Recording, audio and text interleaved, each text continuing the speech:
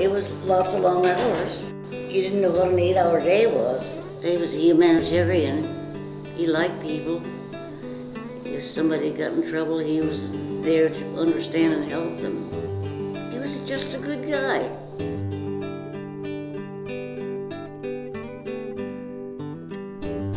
Creameries were always in the center of towns. Eugene Farmers Creamery in Eugene and the Metal Gold plant in Eugene were right in the center of town. People brought their cans of cream and milk.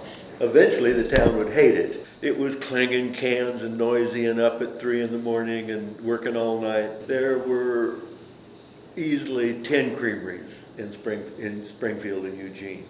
Oregon was full of them. Now it's skimmed down to just very few. As the manager of a co-op, he was balancing farmers who were his bosses with his employees and then the customer out here who wants what they want. It's a balancing act, of course. He was truly a remarkable individual as far as managing people and keeping everything humming. As I was a cream tester, freshman in high school, in would come a farmer and say, "Your test is wrong." "No, my test isn't wrong, I did it right." "Well, before I got a 4 and now I've got a 3. Let me watch you do it." And there I'd do it and I'd run the test. And "You spit in the thing, you spit in that thing." "No, I didn't." The co-op manager is stuck right in that little spot between that farmer. It was the downfall of Eugene Farmers Creamery. The farmers voted it down.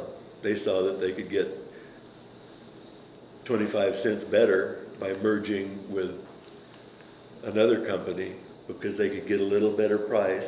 And he offered it for a while until he didn't have to. Extreme death of a huge number of creameries. I don't know that I think that it improved the overall economy of America. The creameries are probably bigger, of course, than they were, but they're definitely not as many. My Lord, there used to be a little dairy on every 2 miles down the road, and now there's almost none. And if it is, it's a large dairy. And I guess nothing's forever, is it? The big change in the dairy industry is there used to be a lot of little ones, and now there's a few big ones. Acceptance of the fact that it was okay if your milk was pasteurized 200 or 300 miles away and transported. It didn't used to be that way. As you look at America and jobs in America, and you talk about how to create jobs, this is what you're talking about. We supplied the Springfield School District with milk. We had to compete against all the big creameries, and the big creameries knew that we were making milk, and every time they planned to take it, and every time we dropped the price. And pretty soon it was down low enough we didn't really want it anymore. We lost it on $400.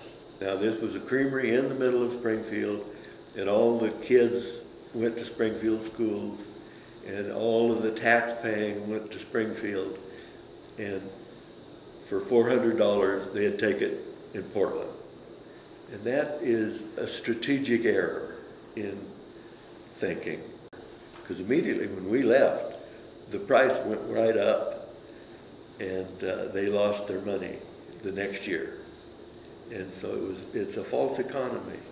We today at Springfield Creamery are exactly a part of that phenomenon because we transport out of here all over the country. I can't say that that change is bad. We're certainly a part of it. We are unique here at Springfield Creamery, having remained independent, family-owned, stubborn all these years.